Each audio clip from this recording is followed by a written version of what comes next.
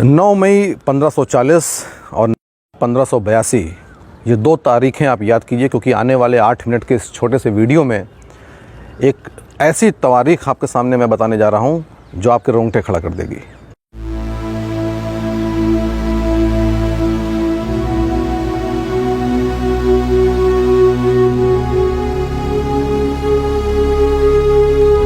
नमस्कार, मैं आलोक पांडे। 9 मई 1540 के दिन यानी आज ही के दिन लगभग 480 साल पहले महाराणा प्रताप का जन्म हुआ था कुंभलगढ़ में। और महाराणा प्रताप की जब हम बात करते हैं तो सबसे महत्वपूर्ण घटना उनके जीवन की जो हर बच्चे को यहाँ पे मालूम है वो है हल्दी घाटी का युद्ध। हल्दी घाटी का युद्ध हुआ ही ऐसा था कि वो अपने इतिहास की पुस्तकों से कहीं जा नहीं सकता, भारतीयों की मानसिक प्रेरणा से कहीं जा नहीं सकता।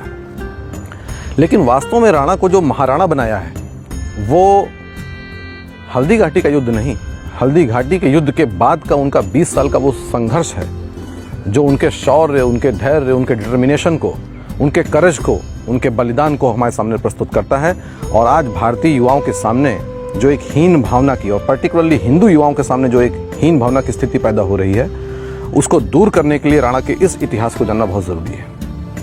मित्रों, हम जानते हैं कि जब अकबर गद्दी पर बैठा तो उसके पश्चात उसने लगभग उत्तर भारत के पूरे क्षेत्र को अपने अधिकार में ले लिया था। लेकिन राजपूताना में सिसोदिया वंश एक ऐसा वंश था जो उस वक्त राणा प्रताप के अधीन था, जिसको वो जीत नहीं पा रहा था। और ये उसके लिए बहुत ज़रूरी था क्योंकि गुजरात का जो भी व्यापार था वो उसी क्षेत्र से होकर के करना पड़ता था। और एक दूसरा यानी स्ट्रेटेजिक पॉइंट ऑफ व्यू से भी ये इसलिए महत्वपूर्ण था क्योंकि सारी राजपूत सेना उसके सामने घुटने टेक चुकी थी सिवाय सिसोदिया वंश के। और जब तक वो उनके अधीन नहीं आता था तब तक पूरे राजपूताना की, पूरे हिंद की जो एक सॉवरेनिटी है वो उसके पास नहीं आ सकती थी। इसके लिए 1576 में हल्दी घाटी का बहुत ही प्रसिद्ध युद्ध हुआ जिसमें महाराणा प्रताप के पास मात्र 5000 की फोर्सेस और सामने जो मुगल फोर्सेस थी वो लगभग 30,000 की थी। लेकिन उसके पश्चात भी ये युद्ध इतना भयानक हुआ था कि 5 से 6 घंटे चलने वाले इस युद्ध में कई मुगल सैनिक मारे गए।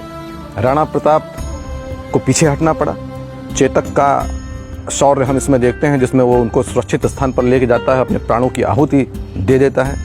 लेकिन इसके पश्चात भी मुगल फोर्सेस को डिसीजिव विक्ट्री जो कहलाती है वो नहीं मिल पाई थी। महाराणा प्रताप कुंभलगढ़ और उदयपुर के क्षेत्र में चले गए थे और ये इतनी भयानक लड़ाई थी कि मान सिंह और बाकी मुगल फोर्सेस राणा प्रताप के पीछे उनको पकड़ने के लिए जा भी नहीं सकी, क्योंकि उनको मालूम था कि ये कहीं छुपे होंगे और फिर से अटैक करेंगे, हम बुरी तरीके से हमको हर्ट होगा। इसलिए मान सिंह वापस चले जाते हैं। जब वापस जाते हैं तो अकबर इतना नाराज होता है कि वो उनको अपने राज दरबार में घुसने नहीं देता है। जो बाकी मुगल सूबेदार और सेनापति गए थे उन सभी को डिमोट करता है, यानी उनका जो एक मनसब का सिस्टम था उस मनसब में सभी को डिमोट किया जाता है, सभी के स्टेटस को नीचे कर दिया जाता है। आप समझ सकते हैं कि अकबर को कितनी तकलीफ हुई होगी। इसके पश्चात असली संघर्ष और असली युद्ध इसके बाद शुरू होता है। महाराणा प्रताप जंगलों में और कुंभलगढ़ के आसपास के एरिया में रहते हैं। अकबर यहीं पर चुप नहीं होता है। 1576 की इस घटना के बाद 1577 में एक फिर से फोर्स भेजी जाती है।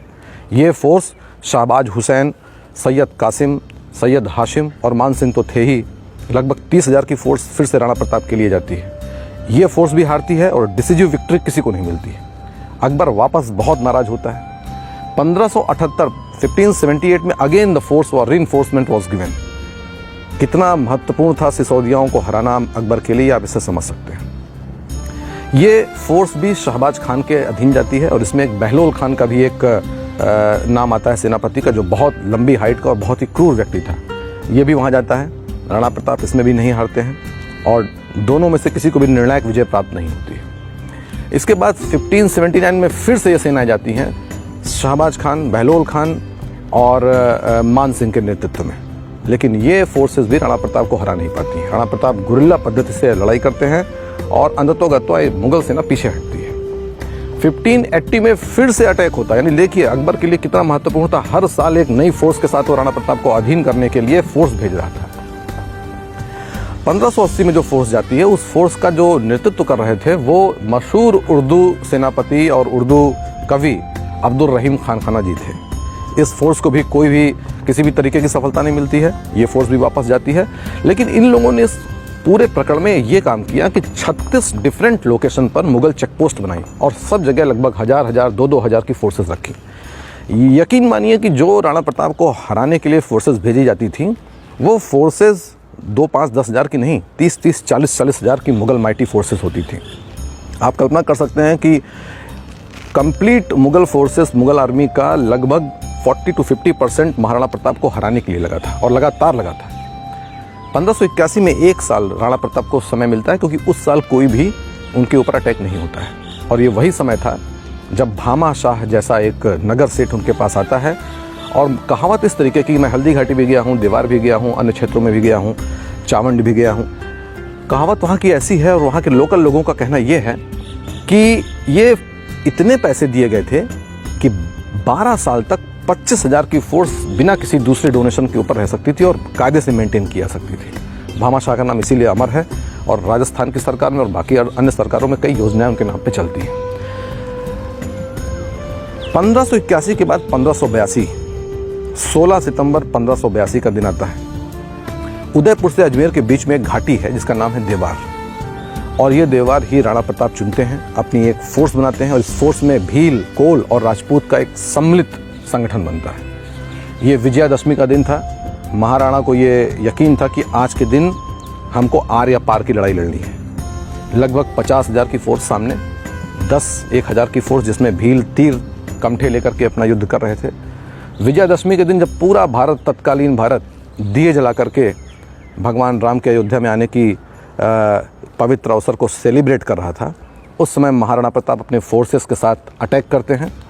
ये वही इम्पॉर्टेंट युद्ध है जिस युद्ध में बहलोल खान को राणा प्रताप ने तलवार के एक वार से 2 फाड़ कर दिए थे। और 1582 में विजयादशमी के अवसर पर 1971 के बांग्लादेश वार में जो 90,000 सैनिक भारत के सामने बांग्लादेश में सरेंडर करते हैं, उसके बाद नंबर 2 का इन known history of India biggest surrender होता है। 36,000 मुगल आर्मी के सिपाही महाराणा प्रताप के सामने सरेंडर करते हैं। ये पूरे दिन चलने वाला ऐसा भयानक युद्ध था जिसमें डिसिसिव हार होती है मुगल आर्मी की, और चित्तौड़ को छोड़कर, केवल चित्तौड़ के किले और उसके आसपास के एरिया को छोड़ करके कंप्लीट मेवाड़ महाराणा प्रताप के अधीनता में आ जाता है, जो उन्होंने शपथ खाई थी कि मैं उदयपुर के या किसी भी महल में जाकर के रहूँगा नहीं, मैं कभी भी पलंग पर नहीं सोऊंगा जब तक मुझे ये डिसिसिव विक्ट्री नहीं मिल जाती।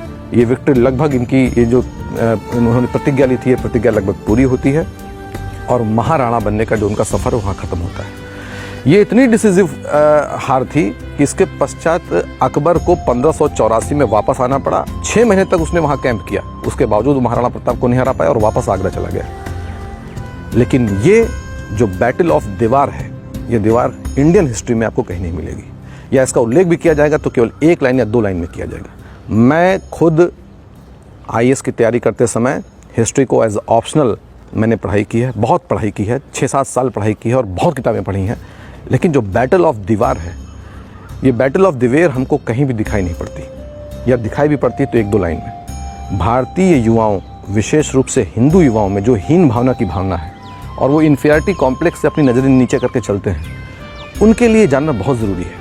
मैं पूरी एक सीरीज़ लेके आऊँगा जो untold, unsung important battles of India हैं, जिसमें भारतीय राजाओं ने बहुत ही दम के साथ, भारतीय रानियों ने बहुत ही साहस के साथ ये युद्ध लड़े हैं और जीते हैं, इनको आपको बताने के लिए। इस बैटल ऑफ दिवेर का ना तो कोई उपन्यास बना है, ना कोई बॉलीवुड की मूवी बनी है, ना हिस्ट्री की बुक्स में उनको वो सूटेबल प्लेस मिला है जो इसको मिलना चाहिए था। चावंड अगर आज आप जाएंगे, हल्दी घाटी अगर आप जाएंगे, तो वो टूटी फूटी सड़कें और टूटे फूटे दीवार जिनमें पेड़ उगाए हैं, ये चीख चीख के कह रहे हैं कि हमारे भारतीय इतिहास में, हमारे गौरव में इनको स्थान देना चाहिए। एक और इम्पॉर्टेंट बात है कि मेवाड़ का जो राज चिन्ह है, अगर उस राज चिन्ह को आप देखें तो उसमें बीच में उगता हुआ सूरज है, एक तरफ भील और कोल है और एक तरफ क्षत्रिय समाज है। ये भी बताता है कि इंडियन हिस्ट्री में जाति के लिए कोई स्थान नहीं था। महाराणा की सेना में सारे जाति के लोग, चाहे वो तथाकथित लोअर क्लास हो, तथाकथित अपर कास्ट हो, सब साथ में मिलकर कंधे से कंधा मिलकर के युद्ध करते थे और तब उन्होंने वो जीत हासिल की। मैं सहारनपुर में डिस्ट्रिक्ट कलेक्टर रहा हूँ। 9 मई और 14 अप्रैल ये 2 दिन हमारे लिए पुलिस बंदोबस्त के लिए इतने क्रिटिकल डेज होते थे, क्योंकि वहाँ पर शेड्यूल्ड कास्ट और क्षत्रिय, इन दोनों के बीच में काफ़ी लड़ाई है, क्लैशेस हैं, कास्ट क्लैशेस हैं।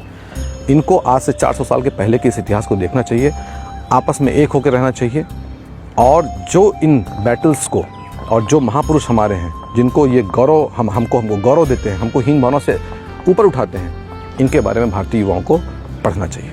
बहुत बहुत धन्यवाद।